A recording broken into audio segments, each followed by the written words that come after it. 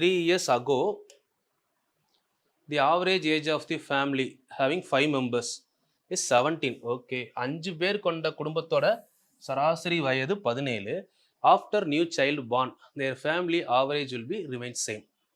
After new child born, their family average is remain same. அதுக்கப்புறமும் சமமா இருக்குன்னு சொல்றாங்க. இப்போ 3 வருஷத்துக்கு முன்னாடி அப்படின்னு சொல்லியிருக்காங்களா, ப்ரெசன்ட் -3 3 வருஷத்துக்கு முன்னாடி 5 பேர் இருக்காங்க சரிங்களா. ஃபேமிலியில் 5 பேரோட ஆவரேஜ் சரிங்களா. அப்போ 5 பேரோட total age of 5 members is equal to 5 × 17. 5 பேரோட டோட்டல் எவ்வளோ இருக்கும்? 85 இருந்திருக்கும் சரிங்களா. இது 5 பேர். இப்போ ப்ரெசன்ட்ல வர்றாங்க நார்மலாக அப்படின்னு வச்சோன்னு வைங்களேன். 5 பேருக்குமே எத்தனை வயசு கூடியிருக்கும்?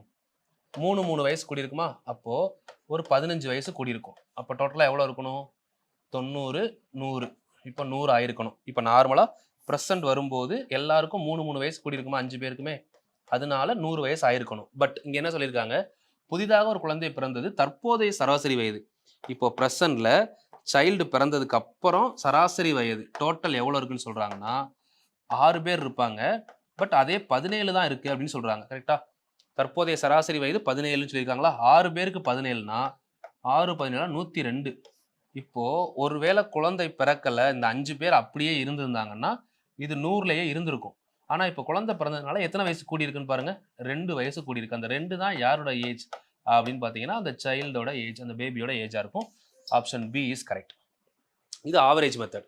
ஆவரேஜ்ல இருந்து நம்ம கொண்டு வர மாதிரி இருக்கு. இதுக்கு முன்னாடி பார்த்தோம்னா ரேஷியோ, இது ஆவரேஜ்ல இருந்து கொண்டு வர மெத்தட் சரிங்களா.